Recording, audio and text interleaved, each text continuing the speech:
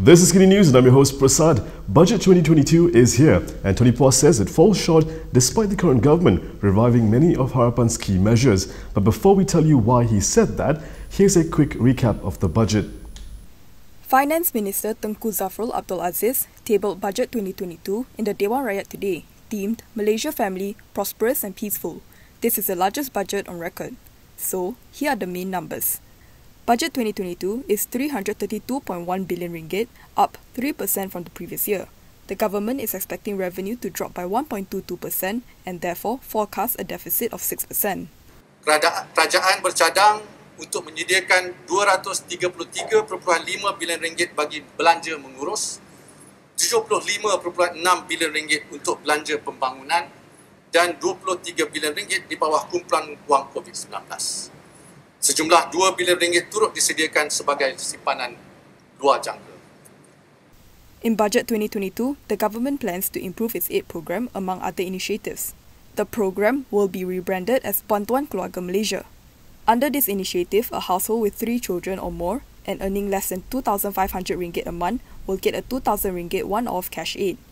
This is an increase compared to the 1,800 one-off cash aid given to the same group under the Bantuan Prihatin Rakyat before this. Budget 2022 makes slight tweaks on how you are taxed, but it's not all bad news if you're a professional gamer. The government announced several changes in taxes and duties in Budget 2022. Foreign income received in Malaysia will be taxable from January 1st.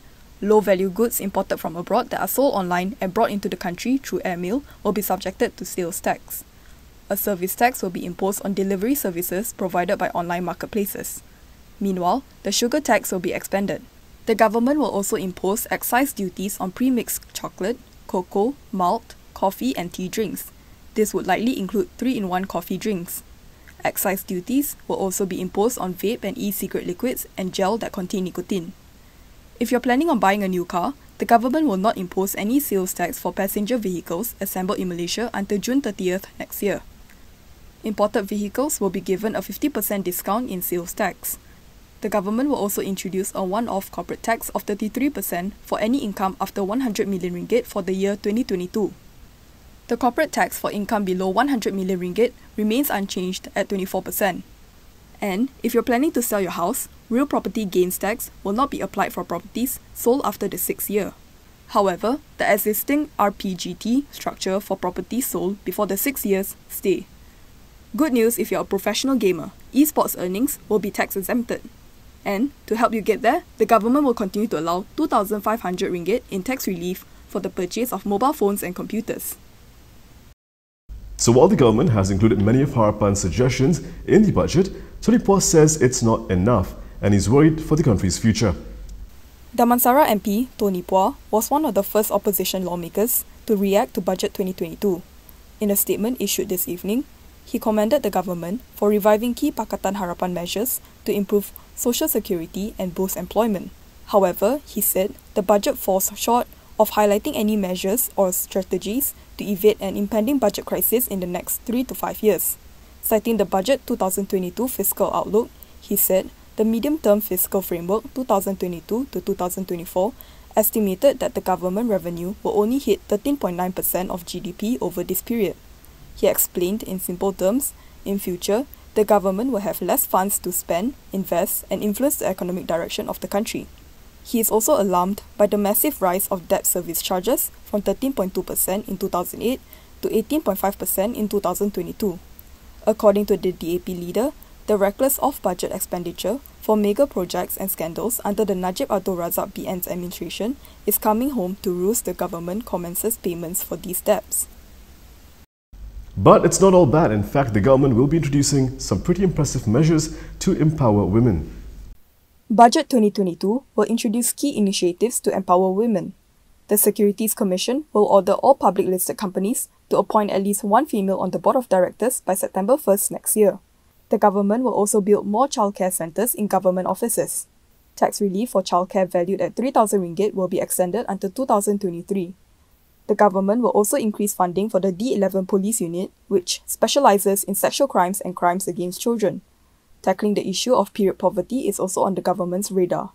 Dianggarkan 130,000 remaja wanita dari keluarga B40 di Malaysia tidak mendapat akses kepada produk kebersihan seperti tuala wanita atas sebab kekangan kewangan.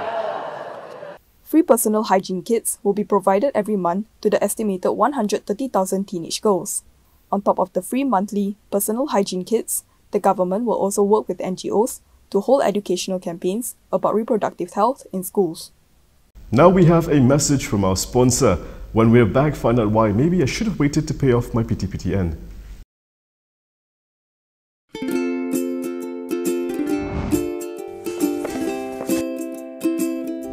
Shellfish, red meat, and beer. If you love indulging in these foods, you may end up with high uric acid level in your blood. These foods consist high level of purine, a substance that will eventually break down into uric acid and be excreted through our urine. It is recommended that the amount of dietary purines should be kept between 600 to 1,000 milligrams per day. Having too much uric acid in your blood can cause attacks of gout. It can also cause kidney stones and blockage in the kidney.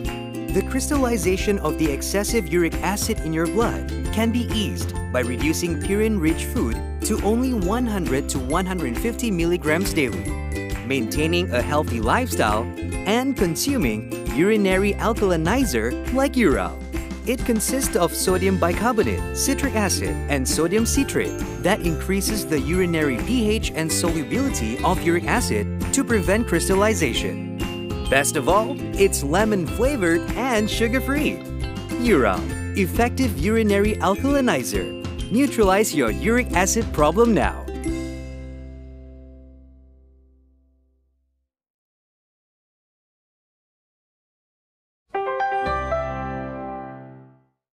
I paid off my PTPTN loan a couple of years ago, and at the time, I didn't get any discounts. Looks like I should have waited. Discounts are back, and now you have no reason to not pay.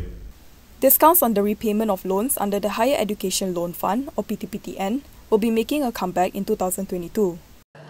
Sebagai pinjaman, semestinya ia satu amanah yang wajib dibayar semula oleh peminjam. Jika tidak, ia menafikan peluang anak-anak kita pada masa hadapan.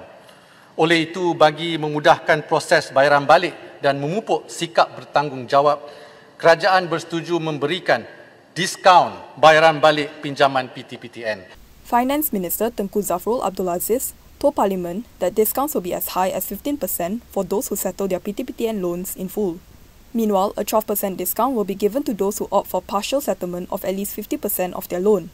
There will also be a 10% discount for borrowers who choose to repay through an automatic deduction of their salary. The discount was first introduced under the Najib Abdul Razak government but was discontinued after Budget 2018. With Melaka set to vote next month, Harapan is set to contest in all seats. But wait, what about Muda? Pakatan Harapan will contest all 28 seats in the upcoming Melaka state election. The announcement was made today by the coalition's chief, Anwar Ibrahim. PKR will also be contesting the most seats in the state. DAP kekal 8, amanah 9 dan keadilan 11. Dan kita juga bincang jangka panjangnya sebab di dalam pembahagian parlimen untuk Melaka kita dah juga putuskan keadilan kekal 2 dan amanah kekal 2 yang dipertandingkan dulu, dan DAP akan tambah Alor Gajah kerana ini kawasan yang tradisional yang ditandingi oleh DAP sejak awal. PKR and Amanah will also be contesting seats previously contested by former ally Bersatu. The coalition also announced that all parties will be contesting under the Harapan logo in the state election. Despite the seat already divided among Harapan component parties, Anwar said negotiations are still ongoing with youth-based party Muda. Early this week, Muda had expressed its intention to work with Harapan and field its candidates under Harapan's banner. Previously, its president, Syed Sadid Syed Abdul Rahman, also said Muda was holding talks with Harapan on the matter. It appears everyone wants to work with PAS now. Previously, PN said it was going to contest in Melaka with PAS and Gerakan. Now Umno says they want to work with PAS as well. The Umno Supreme Council has decided that the party will work with PAS in the upcoming Melaka election.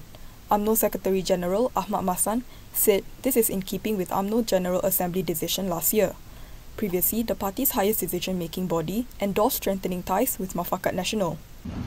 Asas persepahaman dengan PAS berpandukan pada prinsip bahawa PAS menggunakan lambang partinya sendiri selaras dengan semangat dan ketetapan Jawatankuasa Induk Muafakat Nasional dalam mesyuarat pada 19 Oktober 2020 dan 18 November 2020. Ini adalah untuk mengelakkan pertembungan sesama sendiri dan pada masa yang sama mengekalkan penggunaan lambang parti masing-masing dalam pilihan raya. The council also appointed Party Deputy President Muhammad Hassan as UMNO's election director for the state election. Meanwhile, Prime Minister Ismail Sabri Yaakob has been given the mandate to make any decision related to the election. Nomination day for the Melaka election has been set for November 8th, while polling day will be held on November 20th. However, PAS has committed to participate under the Pakatan National Coalition, of which UMNO is not a member. Next, we have a branded capsule brought to you by McDonald's Malaysia. McDonald's Malaysia continues to boost positive values and its commitment to communities in conjunction with its Children Community Month campaign. Overall, McDonald's Malaysia has funded a total of 350,000 ringgit in sponsoring new mattresses and pillows, as well as birthday celebrations for orphanage homes across Malaysia. Sumbangan ini adalah inisiatif tanggungjawab sosial korporat pihak penganjur di bawah program Community McDonald's dan RMHC bersama titipan kasih harian Metro bagi menyantuni kanak-kanak kurang bernasib baik.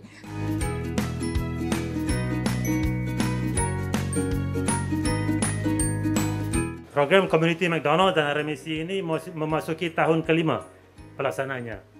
Sejak pertama kali diperkenalkan pada tahun 2017.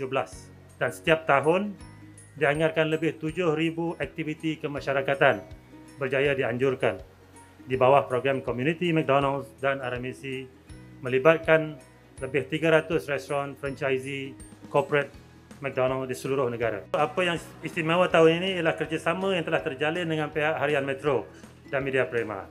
Melalui program titipan kasih mereka, program bulan komuniti kami mampu dilaksanakan dalam skala yang lebih besar.